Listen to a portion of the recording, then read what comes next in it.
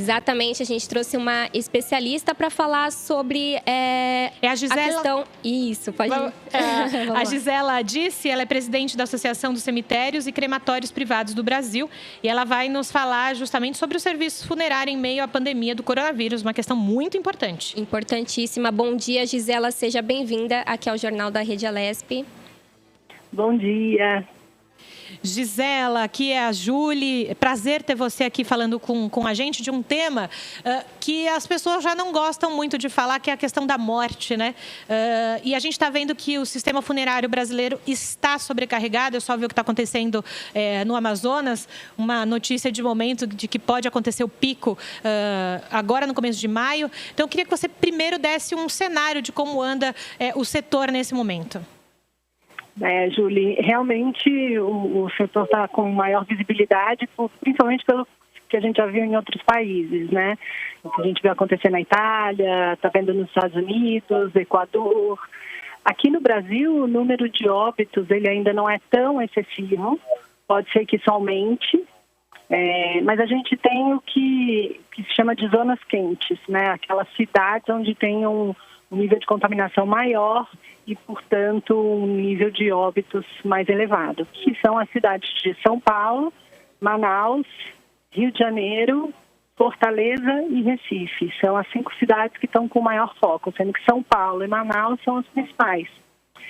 São Paulo em termos de quantidade e Manaus por conta da pouca estrutura. A cidade é pequena, não tinha um número muito alto de óbitos e aí isso dobrou. Então, a estrutura não estava dimensionada para a quantidade de óbitos que está acontecendo agora, né?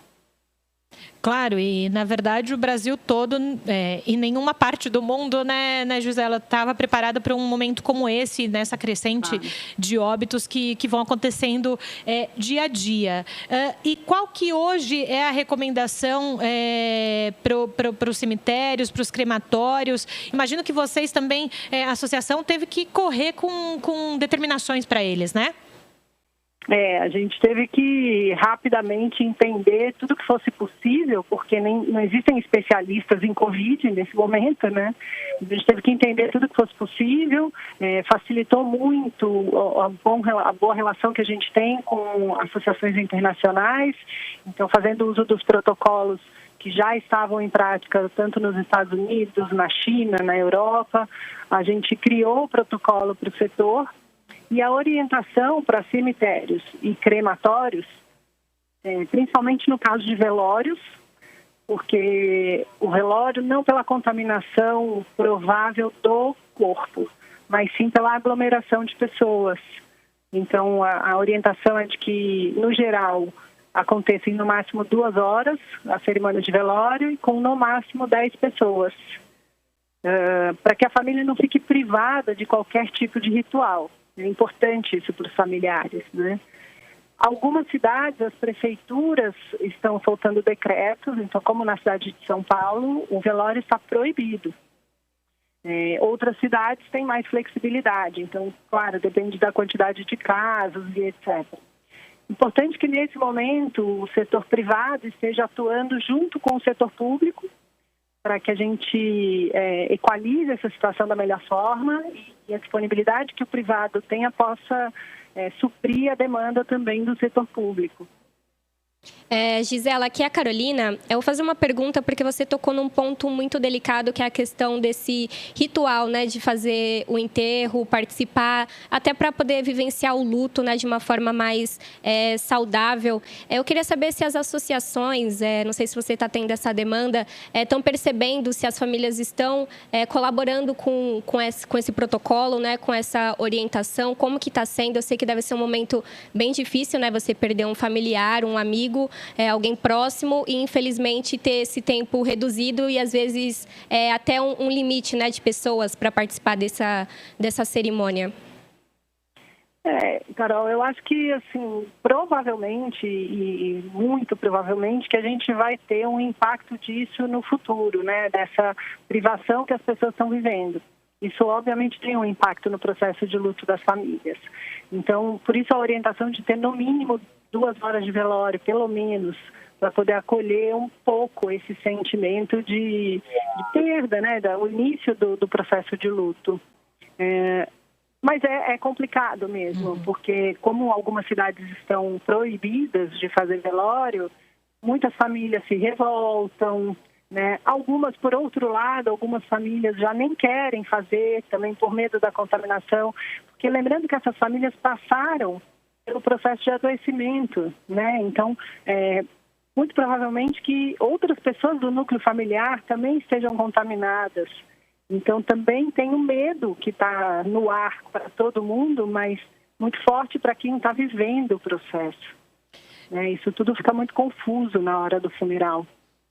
É isso mesmo, Gisela. E só voltando um ponto anterior que você falou para a gente, que é importante para quem está ouvindo e vendo a gente entender, porque os profissionais que trabalham no serviço funerário estão ali em contato total com... Tudo bem, tem o caixão, tudo bem, mas enfim, faz parte do ritual. Você falou dos protocolos, né, que são seguidos da OMC, enfim, de todas as regulamentações.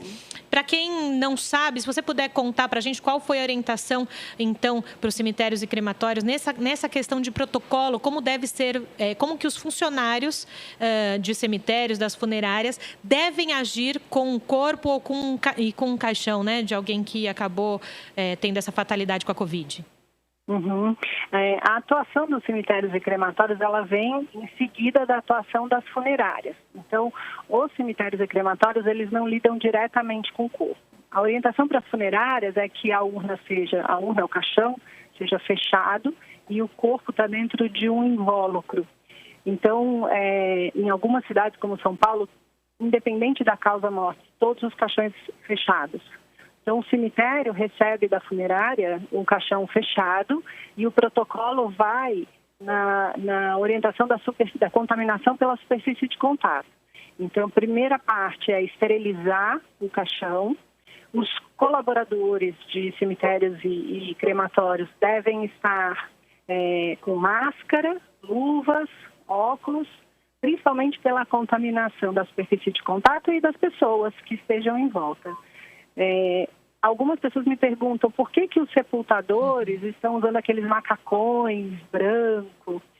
É a mesma orientação que a gente recebe, por exemplo, em casa, quando você sai de casa, vai buscar uma compra do delivery. A orientação é que você, quando chegar em casa, se esterilize e lave a roupa, certo?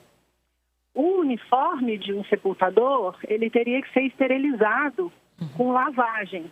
Como isso operacionalmente é inviável, o macacão plástico, né, de um material impermeável, ele facilita a esterilização.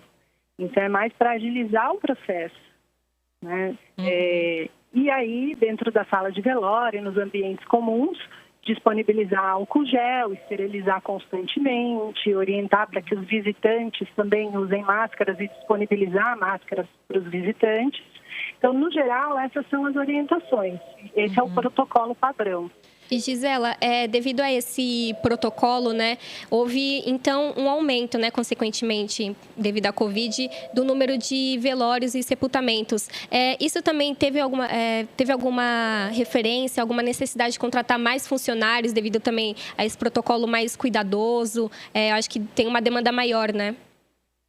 Olha, no setor privado, a gente está equalizado, porque ao mesmo tempo que houve um aumento nos óbitos por Covid, também houve uma redução nos óbitos por acidente, por violência, mesmo no caso das cirurgias eletivas, né, que não estão sendo realizadas.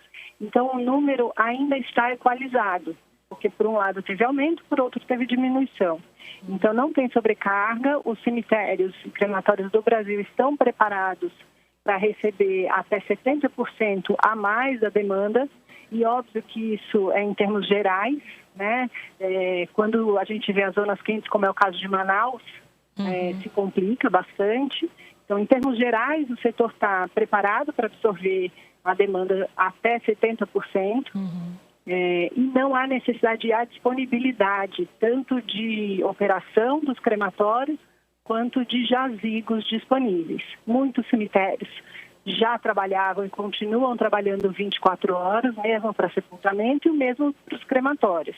Então, o mais importante é a gente estar disponível para colaborar com o setor público, onde está tendo um pouco mais de sobredemanda, né, de uma demanda excessiva. Tá certo. Gisela Disse, presidente da Associação dos Cemitérios e Crematórios do Estado do Brasil, né? Gisela, eu queria te agradecer pela sua disponibilidade. Eu sei que seu tempo aí está curto, correndo de uma entrevista para outra. Obrigada por falar aqui com o Jornal da Rede Alesp. A gente precisava levar essa informação para o nosso ouvinte, para quem está ouvindo a gente. Obrigada, Carolina, Júlia. Obrigada pela oportunidade e que vocês tenham um bom dia também. Bom dia, obrigada. Obrigada, Gisele. A gente fala, né, Carol?